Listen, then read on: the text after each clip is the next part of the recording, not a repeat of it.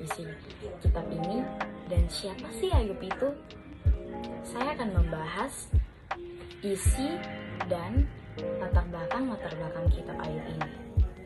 Kitab yang satu ini merupakan kitab hikmat terbesar dalam Perjanjian Lama yang termasuk dalam sastra hikmah atau hokmah yang terdiri dari 42 pasal.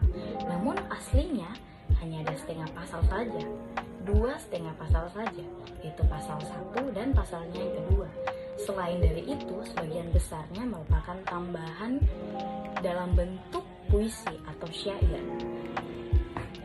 Kitab ini bukan disebut kitab dari Israel, namun yang berasal dari Edom, yang memakai bahasa Semitis Selatan dan Arab serta bahasa Aram. Berikutnya, siapa sih Ayub itu? Nama Ayub diambil atau dalam bahasa Ibrani yaitu Iyov, yang artinya atau yang ditafsirkan oleh Albrecht yaitu "di manakah Bapakku", yang terdapat dalam surat-surat Amarna kira-kira pada tahun 1350 sebelum Masehi. Menurut para ahli, mereka menyimpulkan bahwa kitab Ayub ini berasal pada zaman yang muda, namun dalam kehidupan menunjukkan tata cara hidup yang kuno. Dan mereka juga berpendapat bahwa kitab Ayub ini dituliskan kira-kira 400 sampai 300 tahun sebelum Kristus.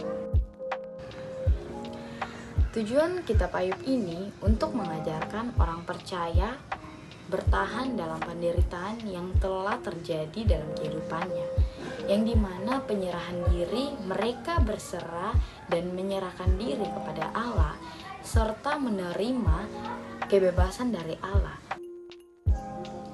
Kitab ini ditujukan kepada bangsa Israel, yaitu orang-orang Yehuda, di mana mereka berpikir bahwa, wah, bagaimana bisa ada orang seperti Ayub? Ada tokoh seperti seorang Ayub yang selalu melakukan hal benar di hadapan Allah, yang melakukan hal saleh, yang takut akan Tuhan, dan mereka beranggapan bahwa tidak mungkin Ayub tidak melakukan dosa. Tetapi penulis menunjukkan bahwa tidak selamanya apa yang dikatakan orang Yehuda itu benar. Bagaimana sih latar belakang historis dari kitab Ayub ini? Kehidupan pada masa nenek moyang Israel, yaitu Abraham, Ishak, dan Yakub. Ayub adalah orang yang sangat kaya dan yang sangat saleh, serta orang yang memiliki ketulusan hati yang luar biasa. Namun tiba-tiba ia kehilangan segalanya, kehilangan harta bendanya, kehilangan keluarganya, serta tertimpa penyakit. Yang dialami Ayub ini sangat sakit. Ketika sahabat-sahabatnya datang lalu menjenguk dia, bagaimana latar belakang sosial politik dari kitab Ayub ini? Kitab Ayub ini ditulis pada masa patriarki, yang dimana masa ini adalah sebuah sistem sosial yang menempatkan laki-laki sebagai pemegang otoritas utama dan mendominasikan dalam peran kepemimpinan politik, otoritas moral, hak sosial, dan penguasaan properti. Dalam domain keluarga, sosok yang disebut ayah memiliki otoritas terhadap perempuan, anak-anak, dan harta bendanya. Perlu diketahui juga bahwa Ayub adalah seorang dewan kota yang sangat dihormati sehingga banyak yang segan kepadanya. Latar belakang ekonomi kitab Ayub atau Ayub sendiri. Kehidupan ekonomi Ayub dapat dikatakan sangat luar biasa karena Ayub adalah orang yang sangat kaya, yang memiliki banyak dan berkelimpahan harta. Ayub memiliki 7.000 ekor kambing domba serta 3.000 ekor unta dan 500 keledai betina, dan juga memiliki budak-budak dalam jumlah yang sangat besar. Dia disebut berbahagia dan dipuji.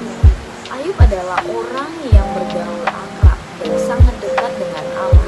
dan ditunjukkan pada tindakan hidupnya dengan memberikan perhatian bagi sesama.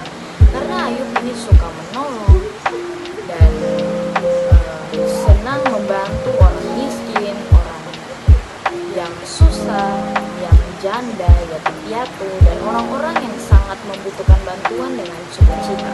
Dia membantu dan menolong orang-orang dengan penuh sukacita. Bagaimana latar belakang budaya dalam kitab Ayub?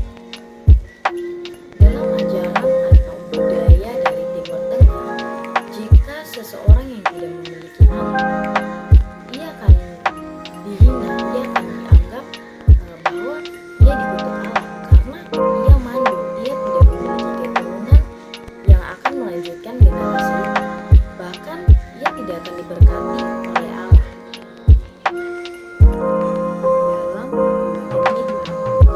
bagian yang pertama, penderitaan Ayub dalam pasal 1 dan pasalnya yang kedua, di mana Ayub ditimpa penderitaan yang sangat luar biasa yang diizinkan Allah terhadapnya. Bagian yang kedua, perdebatan Ayub dengan teman-temannya dalam pasal 3 sampai 31, di mana perdebatan yang panjang mengenai alasan di balik penderitaan yang dialami Ayub. Bagian yang ketiga, pendapat Elihu dalam pasal 37 sampai 32 sampai 37. Elihu mencoba memberikan sudut pandangnya yang berbeda. Dan bagian yang keempat, jawaban Tuhan kepada Ayub, pasal 38 sampai 41. Tuhan menjawab Ayub melalui sebuah serangkaian pertanyaan. Dan bagian yang kelima, pemulihan Ayub, pasalnya yang ke-42, di mana ini pasal terakhir, yaitu pemulihan Ayub dalam kitab Ayub yang terjadi setelah penderitaannya yang luar biasa, yang dimana ia ingin menunjukkan bahwa meskipun ia menderita,